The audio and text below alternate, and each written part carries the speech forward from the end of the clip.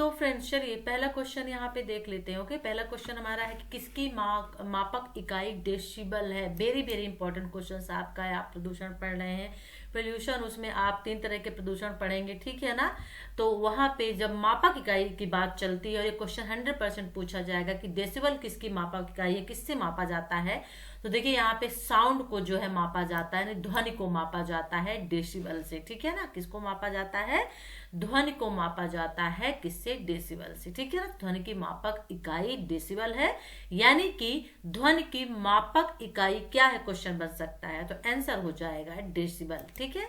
अगला क्वेश्चन, कितने डेसिबल से अधिक की ध्वनि मानव कर्ण को क्षति पहुंचा सकती है। ये भी वेरी इंपॉर्टेंट आपके लिए क्वेश्चन बनता है कि कितने डेसिबल से अधिक की ध्वनि मानव कर्ण को क्षति पहुंचा सकती है। तो देखिए 90 यानी 90 डेसिबल की से अधिक की जो ध्वनि होगी मानव कर्ण को यानी मानव के कानों को क्षति पहुंचा सकती है। यानी कि 90 डेसिबल से अधिक की ध्वनि नहीं होनी चाहिए साउंड, वरना मानव के कान के पर्दे जो है फट सकते हैं, ठीक है ना।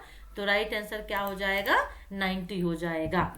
कितने डेसिबल से अधिक ध्वनि घातक है, ये भी वेरी इंपॉर्टेंट क्वेश्चन आपका है। कितने डेसिबल से अधिक ध्वनि घातक है? तो 150 से 90 में तो देखिए एक तरह से स्टार्टिंग होती है कि उस 90 से ऊपर यदि आप साउंड रखते हैं डेसिबल से तो कान के पर्दे फटना या फिर प्रॉब्लम क्रिएट होना स्टार्ट होते हैं, लेकिन 150 से ऊपर नहीं होना चाहिए। यदि 150 से ऊपर आप उस साउंड को कर देते हैं तो वो रिस्की जोन पे आ जाता है, घातक हो जाता है, ठीक है, यानी प्राण घातक हो जाता है। तो जब प्राण घातक की बात आए तो 150, और जब यहाँ पे मिनिमम पूछा जाए तो फिर वो हो जाता है आपका 90, ठीक है ना। चलिए अगला क्वेश्चन हम देख लेते हैं कि मनुष्य की फुसफुसाहट यानी फुसफुसाहट कितनी डेसिबल ध्वनि है। मनुष्य जब फुसफुसा के बात करता है, बोलते हैं ना धीरे से बात करो, कान में बात करो, 30 होता है, ठीक है ना। फुसफुसाहट की जो डेसिबल ध्वनि है वो भी बताइए जब 30 में आ रही है, कान में धीरे से फुसफुसा के बोलना, तो आप समझ सकते हैं कि तेज बोलने के लिए कितना चाहिए होगा। इसलिए 90 रखा गया है। 90 से नीचे जो होता है, 90 से ऊपर डेंजर जोन में आ जाता है, फिर 150 से जो है वो प्राणघातक यानी कि एक तरह से डेथ के लिए कहा सकता है कि मनुष्य को जो है कानों को हार्म पहुंच सकता है, जान जा सकती है, ठीक है ना। 50 डेसिमल ध्वनि किसकी है? अब यहाँ पे 50 डेसिमल जो ध्वनि है किसकी है? तो सामान्य बातचीत की है, ठीक है ना। देखिए इस चीज को यहाँ पे थोड़ा सा समझिएगा। जोर बातचीत आप कह सकते हैं यहाँ पे 90, जो हम अभी देख के आए उससे नीचे की, लेकिन 50 जहां तक हम बात कर रहे हैं तो 50 की सामान्य बातचीत की हो गई, और अभी जस्ट हम 30 देख के आ रहे हैं तो 30 जो है वो किसकी है?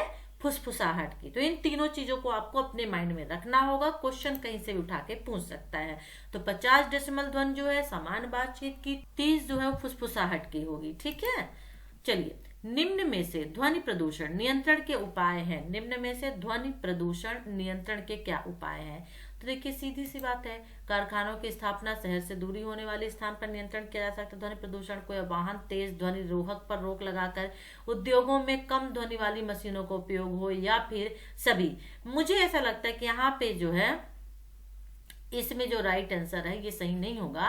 ध्वनि प्रदूषण नियंत्रण के उपाय ये भी हो सकते हैं, कारखानों की स्थापना शहर से दूरी वाले स्थानों पर हो तो वो हमें सुनाई नहीं देगी, हालांकि पोल्यूशन तो होगा। वाहन तेज ध्वनि रोधक पर रोक हो, ये भी सही है, रोक हो जाएगा तो कोई बात नहीं, लेकिन कल कारखानों से भी तो आती है ना ध्वनि, और उद्योगों में कम ध्वनि वाली मशीनों का उपयोग हो, तो मुझे लगता है ये ऑप्शन जो है सही हो जाएगा इसमें से सभी वाला। तो आप इसका आंसर जरूर दीजिएगा, ठीक है। जल प्रदूषण किसे कहते हैं? जल प्रदूषण प्रदूषित वायु को, प्रदूषित जल को, या प्रदूषित हवा को, सभी। सीधी सी बात है, जल प्रदूषण तो प्रदूषित जल को ही तो जल प्रदूषण कहेंगे। जल प्रदूषण का पता जल में घुली कौन सी गैस पता लगता है, यानी किस गैस से पता लगता है? जब जल प्रदूषण में जो गैस जल में घुली होती है वो किससे पता लगता है? तो देखिए ऑक्सीजन से। किससे पता लगता है? ऑक्सीजन से पता लगता है। जल प्रदूषण का पता जल में घुली कौन सी गैस पता लगाती है? तो ऑक्सीजन लगाती है, ओके। यानी WHO के अनुसार जल प्रदूषण का आकलन जल में घुली ऑक्सीजन की मात्रा के आधार पर किया जाता है, इसलिए ऑक्सीजन गैस पता लगाती है, ठीक है। इस चीज को भी माइंड में रखिएगा, इंपॉर्टेंट क्वेश्चन आपके लिए बन सकता है ये।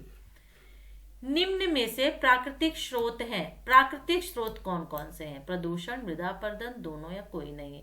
देखिए प्राकृतिक स्रोत का मतलब जो प्रकृति के जरिए से हमें मिलते हो, ठीक है ना।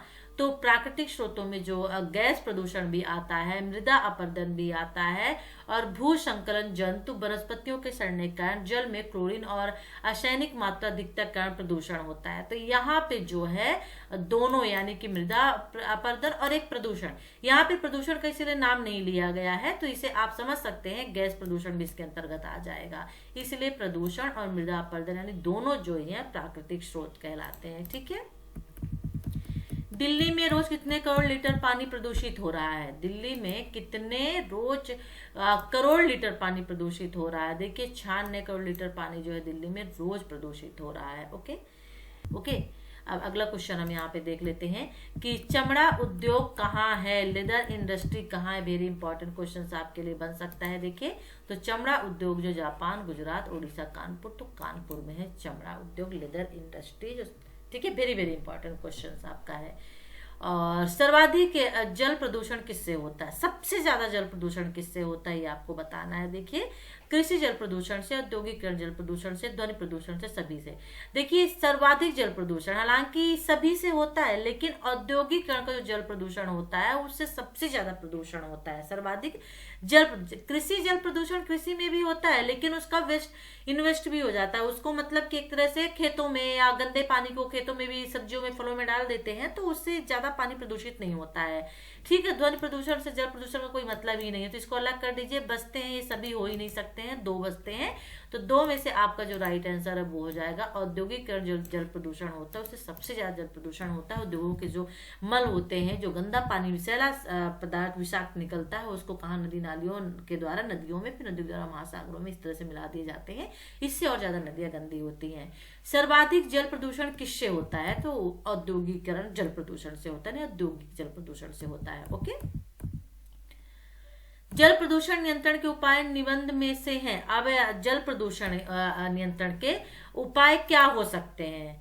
तो देखिए गंदे जो जल होते हैं नदियों जलाशयों में मिलने नहीं दिया जाए, जो मैं भी आपको बता रही थी, जो गंदे नल होते हैं उनको नदियों नालों में बहा दिया जाता था, अगर उसको ना बहाया जाए। जल स्रोत को छोड़ा जाना चाहिए, यानी कि जल को जो एक स्रोत बनाया जाए, एक नाली जैसा बनाया जाए, पर्टिकुलर एक स्पेस में नदी नालों में ना मिले, तो ऐसा अगर बनाया जाए तो उससे भी प्रदूषण नहीं होगा। ठीक है। फिर कृषि कार्यों में रासायनिक उर्वरक, कीटनाशक जो होते हैं उनका प्रयोग नहीं किया जाए, यदि क्योंकि वो पानी में मिल के बह जाते हैं, तो ये सभी जो है राइट आंसर हो जाएगा। ठीक है, तो राइट आंसर दा हो जाएगा। जल प्रदूषण नियंत्रण और निवारण अधिनियम कब बना था? वेरी इंपॉर्टेंट क्वेश्चन आपके लिए बन सकता है कि जल प्रदूषण नियंत्रण और निवारण अधिनियम कब बना था? तो देखिए ये बना था 1974 में। कब बना था? 1974 में बना था। ओके। तो जल प्रदूषण नियंत्रण निवारण अधिनियम 1974 के अनुसार एक केंद्रीय जल प्रदूषण नियंत्रण मंडल की स्थापना की गई थी। यानी केंद्रीय जल प्रदूषण नियंत्रण मंडल की स्थापना कब की गई थी? तो 1974 में। ये भी क्वेश्चन दोनों से नहीं है। ठीक है। यदि केंद्रीय है तो आप परेशान मत होइएगा। निम्न में से पेयजल व्यवस्था दशक के रूप में मनाया जाता है? तो 1981-90। ठीक है, दशक के रूप में। तो 1981 से 90 जो है पेयजल व्यवस्था दशक के रूप में मनाया जाता है। ठीक है ना। यमुना कार्य योजना प्रारंभ की गई थी। यमुना कार्य योजना कब प्रारंभ की गई थी? तो देखिए 1993 में यमुना कार्य योजना प्रारंभ की गई थी। ओके।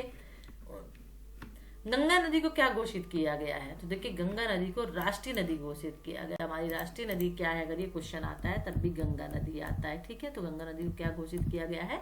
राष्ट्रीय नदी घोषित किया गया है। और यहाँ पे मिनी माता बीमारी किसके कारण होती है? देखिए मिनी माता बीमारी पारा के कारण होती है। किसके कारण होती है? पारा के कारण होती है। वही पारा होता है जो विषैला विषाक्त होता है और जो थर्मामीटर वगैरह में प्रयोग किया जाता है। ठीक है। पारा मिनी माता बीमारी मानव शरीर में पारे की ज्यादा सांद्रण के कारण होती है। ठीक है ना, पारा मिनी माता। निम्न में से समुद्र जलीय प्रदूषण कौन सा? वेरी इंपॉर्टेंट क्वेश्चन ये भी एक। निम्न में से समुद्र जलीय प्रदूषण कौन सा है? देखिए तो यहाँ पे सभी हो जाएगा, यानी कच्चे तेल के स्रोत के जो कारण होते हैं वो भी समुद्री जल प्रदूषण होता है। विश्व भर से जो परमाणु कचरा समुद्रों में आता है वो भी जल प्रदूषण का मेन कारण होता है। छोटे जीव उत्पन्न हो जाते हैं, समुद्री जनिकता के लिए हानिकारक होते हैं। तो तीनों जो चीजें हैं समुद्री जल प्रदूषण के मेन कारण होते हैं। ठीक है ना। मृदा प्रदूषण कौन है? कौन सा है? मृदा प्रदूषण कौन सा है? मृदा की गुणवत्ता में गिरावट, प्राकृतिक कारकों में वर्षा का तापमान, खनन कार्य में सभी, तो राइट आंसर हो जाएगा ये सभी, ठीक है ना। मृदा प्रदूषण कौन सा है? तो मृदा की गुणवत्ता में जब गिरावट होती है, प्राकृतिक कारकों में वर्षा हुआ तापमान, खनन कार्यों की वजह से भी मृदा जो मिट्टी होती है वो प्रदूषित होती है। निम्न में से मृदा प्रदूषण नियंत्रण के उपाय कौन से? मृदा अगर प्रदूषित हो गई तो उसको नियंत्रित किस तरह से किया जाए?